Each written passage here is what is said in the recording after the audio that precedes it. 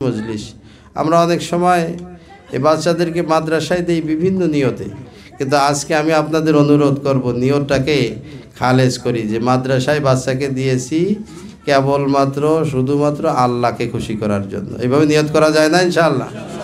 দেখেন এই বাচ্চাগুলো যে কোরআন শেখাচ্ছি, কোরআন শেখালে লাভ কি? আল্লাহ তাআলা নিজেই বলছেন যে ইয়ারফাউল্লাহুল্লাযীনা আমানু মিনকুম ওয়াল্লাযীনা উতুল ইলমা দারাজাত।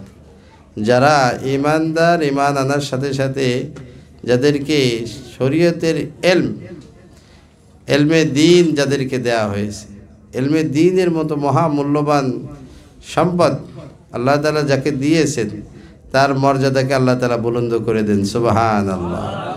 আল্লাহ রাসূলের হাদিস হলো যে ইন্নাল্লাহা বিহাযাল কিতাবি আকওয়ামান ওয়া ইয়াদাউ বিহি আখারিন।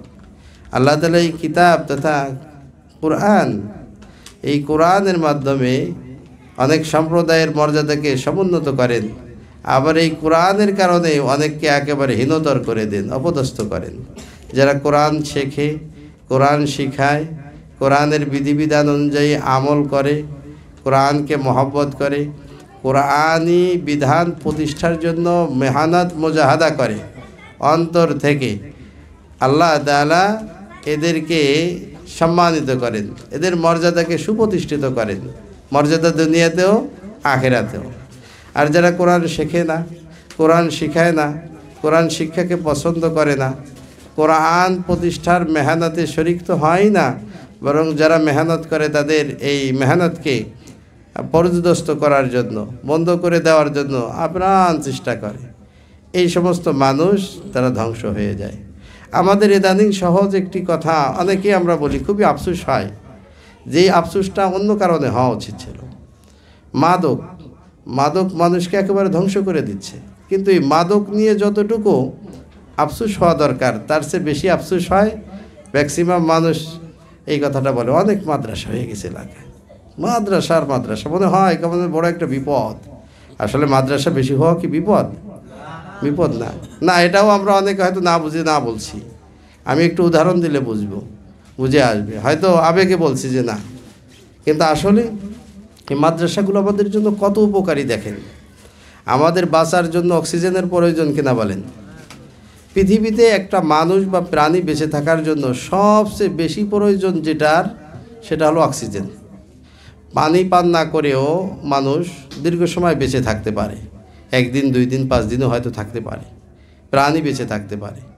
আলো ছাড়া, যেটা মানুষের জন্য বেঁচে থাকার জন্য প্রয়োজনীয় আলো, তারপরে পানি, অন্যান্য খাদ্যদ্রব্য, এগুলো ছাড়া মানুষ মোটামুটি অনেক সময় বেঁচে থাকতে পারে। কিন্তু অক্সিজেন যেটা আমরা শ্বাসের মাধ্যমে গ্রহণ করে থাকি, এটা ছাড়া কি মানুষ বেশি সময় টিকে থাকতে পারবে? 1 মিনিট 2 মিনিট তাও তো সম্ভব নয়, 1 মিনিটও থাকা সম্ভব নয় যদি অক্সিজেন না থাকে। এখন এই অক্সিজেনটার প্রয়োজন বেশি। অক্সিজেন আনতে কি আমাদের মৌচাক যেতে হয়? কোনাবাড়ি আমরা সব জায়গায় পাই কিনা বলেন? এই অক্সিজেনটা যদি এমন হতো যে দুষ্প্রাপ্য হতো, যে কোনাবাড়ি থেকে কিনে তারপর ব্যবহার করতে হবে, সিলিন্ডার গ্যাসের মতো ফুরাই গেছে তাড়াতাড়ি দৌড়ো, ওটা তো না দৌড়েও পারা যায় যে এখন দরকার হয় তরকারি খাবো না, হোটেল থেকে একটু এনে খাই। কিন্তু অক্সিজেন যদি এরকম সিলিন্ডার ভরা থাকতো আর ওইভাবে এনে ব্যবহার করা লাগতো, তাহলে বাঁচার উপায় ছিল আমাদের? আমরা তো চাই যে অক্সিজেন সব জায়গায় থাকুক, অক্সিজেনের সরবরাহটা সব জায়গায় থাকুক। আমি ঘুমিয়ে থাকলেও যেন অক্সিজেন পাই, আমি বসে থাকলেও যেন পাই, আমি সব জায়গায় যেন পাই। এই অক্সিজেনটা আমার প্রয়োজন বেঁচে থাকার জন্য।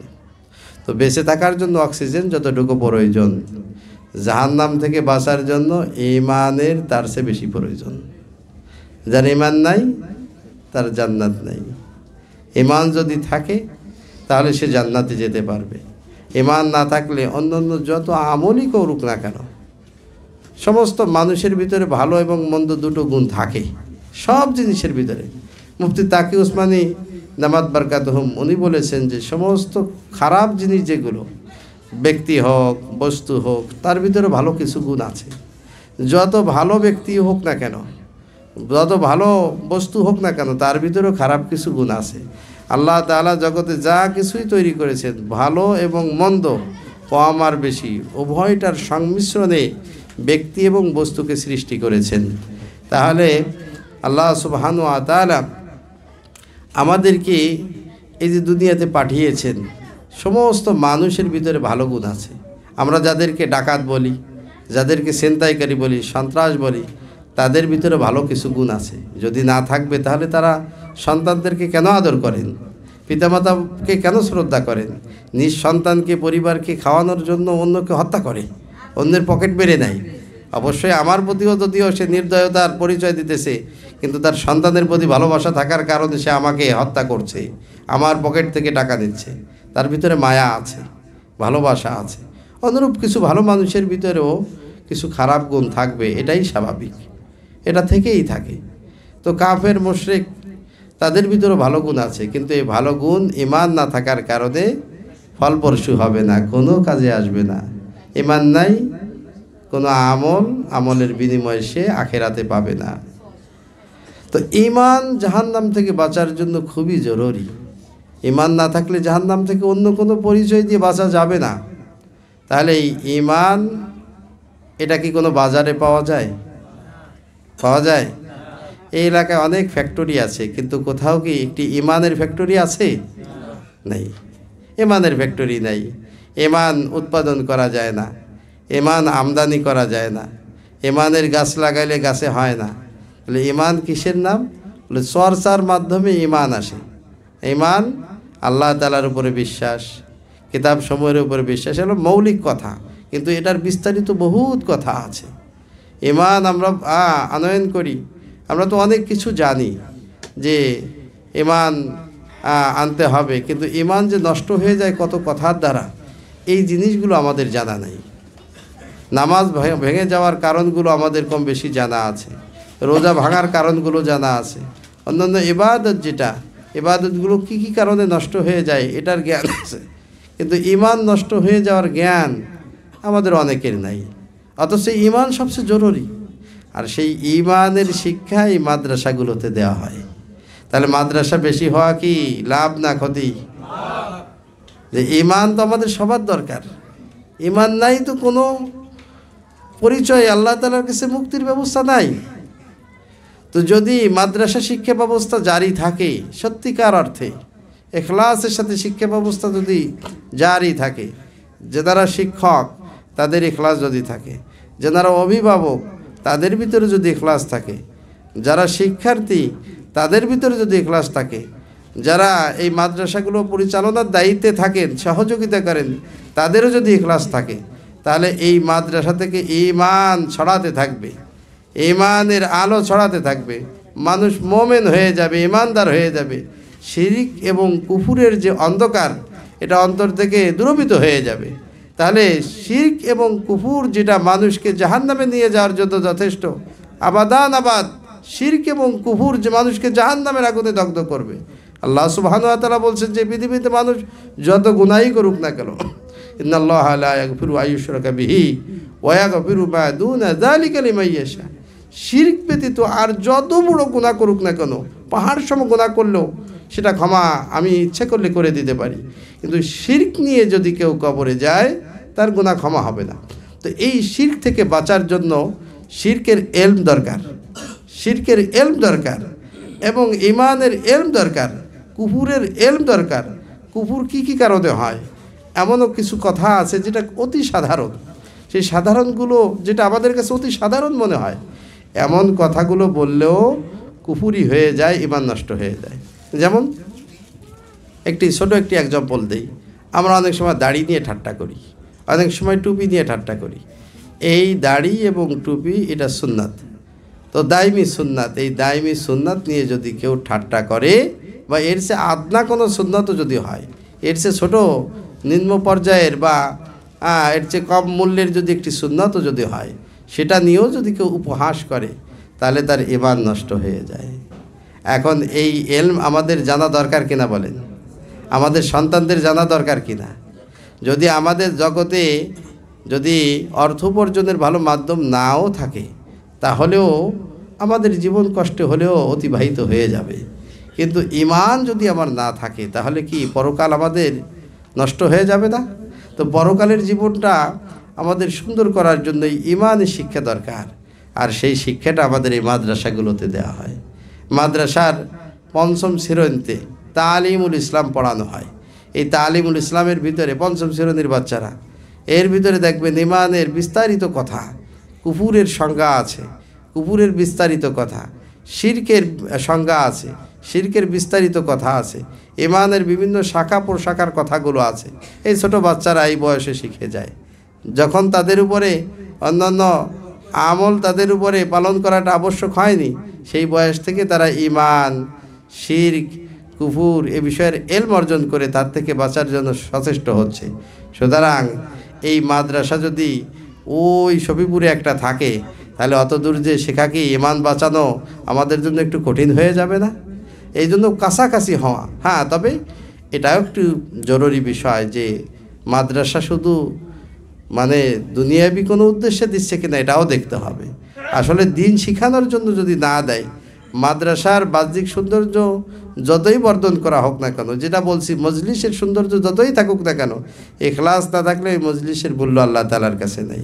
অনুরূপ যে মাদ্রাসা বা শিক্ষা প্রতিষ্ঠানের ভিতরে শিক্ষা প্রতিষ্ঠা বা শিক্ষা প্রদান অন্যান্য কাজের ভিতরে যদি ইখলাস না থাকে, তাহলে ওই প্রতিষ্ঠানের মূল্যও আল্লাহ তাআলার কাছে নেই। এই জন্য আমাদের প্রত্যেকের উচিত হবে যে ইখলাসের সাথে সমস্ত যে অ্যাক্টিভিটি, কার্যক্রম এটা পরিচালনা করা।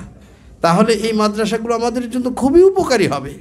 একটি ফ্যাক্টরি হলে এলাকায় যেমন আমাদের সন্তুষ্ট হই, এর চেয়ে বরং একটি সুন্নাত তরিকায় সুন্নাতের উপর প্রতিষ্ঠিত একটি দ্বীনি প্রতিষ্ঠান যদি প্রতিষ্ঠিত হয়, তার চেয়ে বেশি সন্তুষ্ট হওয়া উচিত।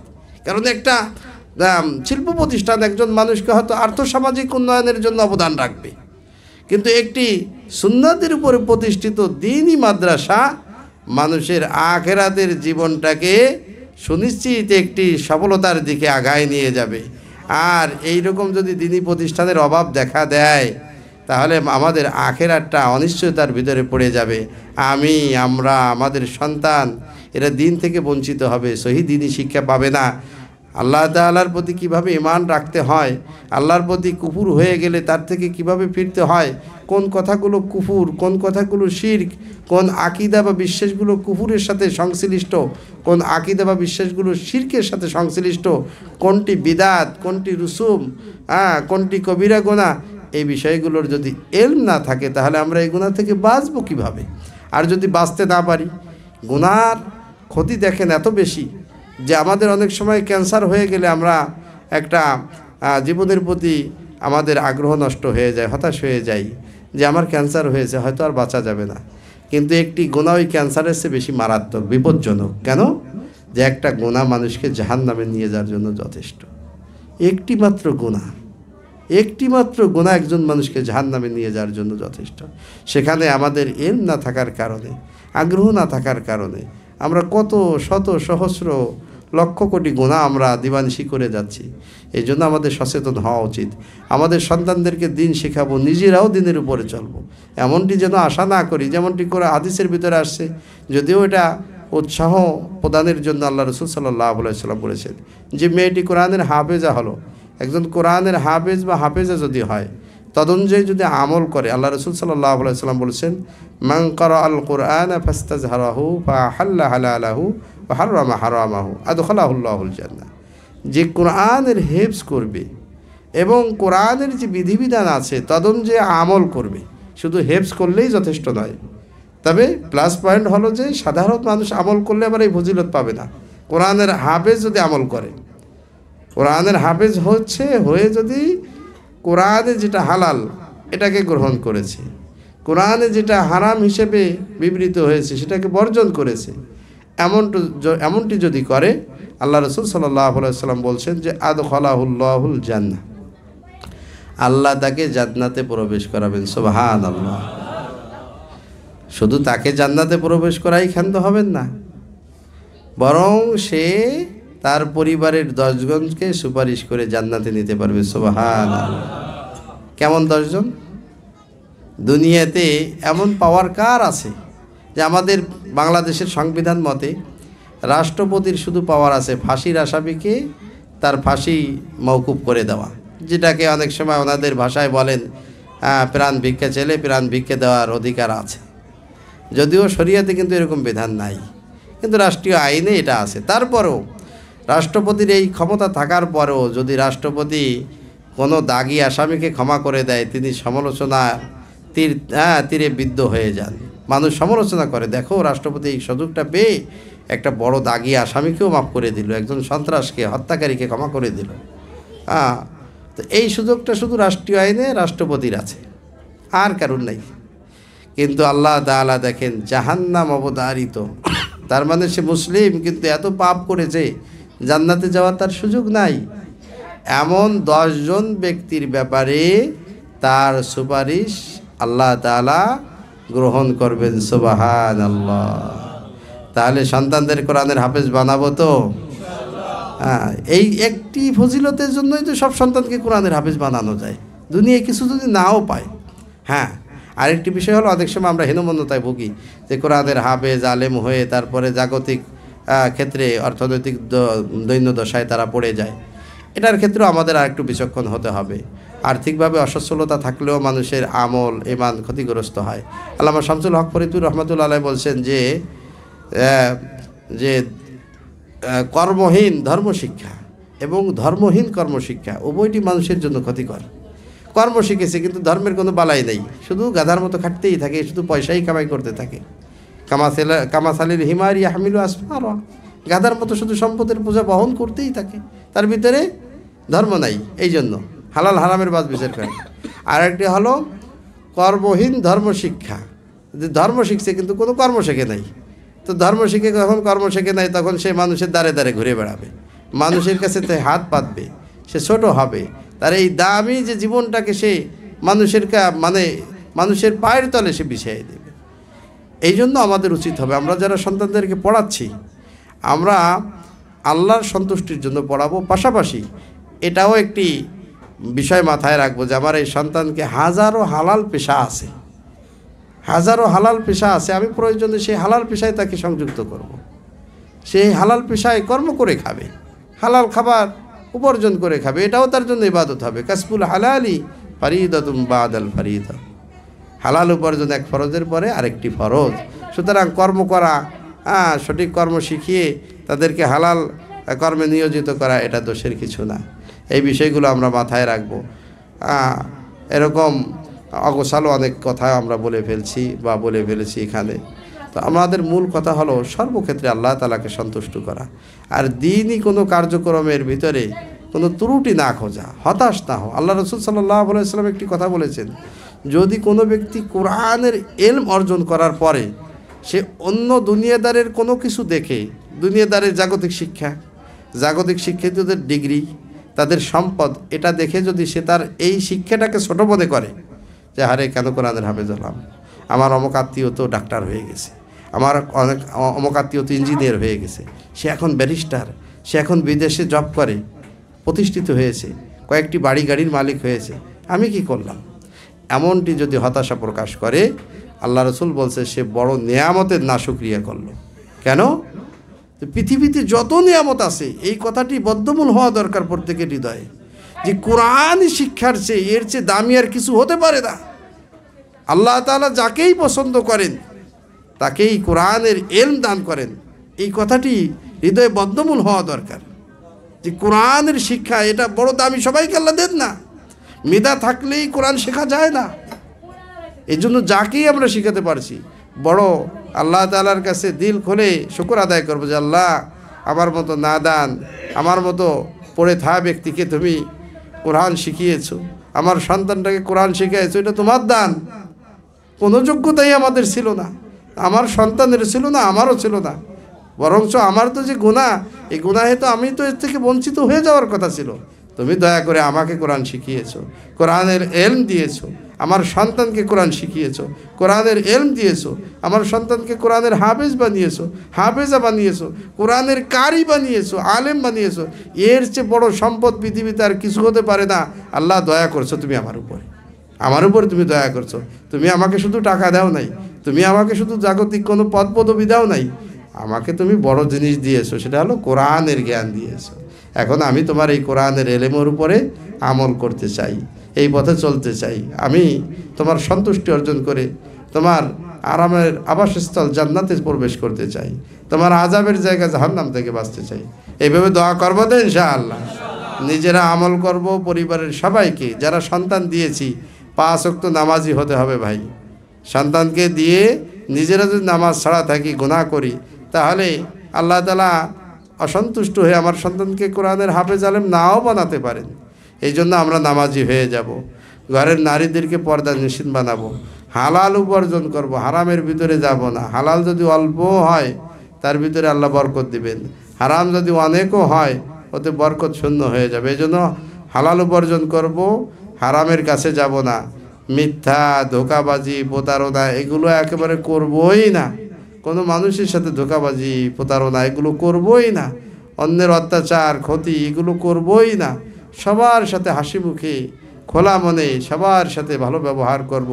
অন্তরের ভিতরে কোনো বিদ্বেষ রাখবো না। আল্লাহ তাআলা সন্তুষ্টি অর্জনের জন্য সদা চেষ্টা করব। কোনো অবস্থায় আল্লাহর নাফরমানি করব না। যত দিনই প্রতিষ্ঠান আছে, যদি আমার দৃষ্টিগোচর হয় যে কোনো দিনই প্রতিষ্ঠানের দ্বারা একটু ক্ষতি হচ্ছে, তাহলে আল্লাহর কাছে দোয়া করব যে আল্লাহ ওনাদের ওই ক্ষতির থেকে ফিরে আনো। কিন্তু এর জন্য সমালোচনা করব না যে সব জায়গায় ব্যাঙ্গের সাদার মতো মাদ্রাসা হয়ে যাচ্ছে। আর মাদ্রাসা হয়ে এখান তো গাজার আসর বসাচ্ছে না, এখান তো নর্তকী এনে নাচ গানের ব্যবস্থা করছে না, এখান তো কোরআনের তেলাওয়াত হচ্ছে। যত বেশি মাদ্রাসা হচ্ছে সেখান তো কোরআনের তেলাওয়াত হচ্ছে, দিনই আলোচনা হচ্ছে। সেখান থেকে তো মেয়েরা পর্দা নিষিদ্ধ হচ্ছে, ছেলেরা নামাজি হচ্ছে, নেশার থেকে তারা দূরত্ব বজায় রেখে চলতেছে। সুতরাং মাদ্রাসা হওয়া তো সমাজের জন্য, রাষ্ট্রের জন্য অনেক উপকার, প্রত্যেকের জন্য উপকারী। সুতরাং আমরা হতাশ কেন হব? হ্যাঁ, হতাশ হই একটা কারণে, ওই যে মাদ্রাসা থেকে দান সৎকা আনতে যায়, এই জন্য অনেকে হতাশ হই। এক্ষেত্রেও আমি আপনাদেরকে বলি ভাই, এক্ষেত্রেও হতাশ না হই। আপনার একটা পয়সা যদি দিনী কাজে লেগে যায়, এটাও আল্লাহ তাআলা শুকর আদায় করেন যে আল্লাহ আমার এই পয়সা দিনী শিক্ষার কাজে ব্যয় হচ্ছে, দিনী শিক্ষার কাজে আমার এই পয়সাটা, এই অর্থটা ব্যয় হচ্ছে। যদি এই মাদ্রাসাগুলো না হতো, সব মাদ্রাসা যদিও যায় না আপনাদের কাছে, কিন্তু এই মাদ্রাসাগুলো যদি না হতো আর আমার কাছে যদি আবদার না করতো, আমি স্বইচ্ছায় মনে হয় ওরকম বেশি দিতে পারতাম না। তো এই মাদ্রাসাগুলো হওয়াতে হয়তো আমার অর্থগুলো কাজে লাগতেছে, আমার পরকালে সঞ্চয় হচ্ছে। আল্লাহ সুবহানাহু ওয়া তাআলা বলছেন আনফিকু মিম্মা রাযাকনাকুম মিন ক্বাবলি আইয়াতিয়া আহাদাকুমুল মাউত ফায়াকুল রাব্বি লাউলা আখখারতানি ইলা আজালিন করিব ফাআসাদদাকু ওয়া আকুম মিনাস সালিহিন ওয়ালা ইউআখিরুল্লাহু নাফসান ইযা জাআ আজালুহা আল্লাহু খাবীরুম বিমা তা'মালুন। আল্লাহ বলছেন যে তোমরা খরচ করো ওই সময় আসার আগে, যখন হায়াত শেষ হয়ে যাবে তখন তোমরা বলবা কি? প্রত্যেকে বলবে আল্লাহ আমার আর একটু যদি সুযোগ দেওয়া হতো, ফাআসাদদাকু আমি সব সম্পদ সদকা করে আসতাম, ও আকুম মিনাস সালিহিন আমি নেককারদের অন্তর্ভুক্ত হয়ে যেতাম, আমার আর একটু হায়াত বাড়াই দেওয়া যায় না? আল্লাহ বলবেন না, তোমার হায়াত তো নির্দিষ্ট, সেটা শেষ হয়ে গেছে। প্রত্যেকটা মানুষ বলবে। এই জন্য এই মাদ্রাসাগুলো হয়ে আমাদের ক্ষতি করেনি, কালেকশনও যদিও করে সেটাও আমাদের ক্ষতি না, বরং আমার আখেরাতের সঞ্চয় হচ্ছে। যদি কালেকশনটা না করতো, না আসতো, আমরা স্বইচ্ছায় অত বেশি দান করতাম না, অত বেশি ইমান আমাদের এখনো হয়নি। সুতরাং এই মাদ্রাসাগুলো আমাদের উপকারী করতেছে সার্বিক দিক থেকে। এই জন্য মাদ্রাসার জন্য দোয়া করব, যারা পরিচালনা করছেন। মাদ্রাসা দিয়ে এক একজন মানুষ অনেক কোটিপতি হয়ে যাচ্ছে এরকমও না। হ্যাঁ, যারা দিচ্ছেন ডাল ভাত খেয়ে মোটামুটি বেঁচে চলতেছেন সম্মানের সাথে। সুতরাং আমরা সমালোচনা করব না, খারাপ ধারণা করব না, বরং আল্লাহ তাআলার কাছে দোয়া করব, আল্লাহ এই দিনী প্রতিষ্ঠান দ্বারা যেন উম্মতের ফায়দা হয়, উম্মতের দিনই ফায়দা যেন হয়। যে কথাগুলো আলোচনা হলো অগোছালোভাবে, সর্বপ্রথম আল্লাহ তাআলা যেন আমাকে আমল করার তৌফিক দান করে। কেননা যদি আমল না হয় তাহলে এই কথার কোনো মূল্য নাই, এত কষ্ট করে বসে থাকার কোনো মূল্য নাই। আর যত সামিন আছেন, শ্রোতা আছেন, আল্লাহ তাআলা যেন সবাইকে আমল করার তৌফিক দান করে। আখির দাওয়ানা আলহামদুলিল্লাহি রাব্বিল আলামিন। আমাকে যে টাইম দেওয়া হয়েছিল ওই টাইমের ভিতরে আমি শেষ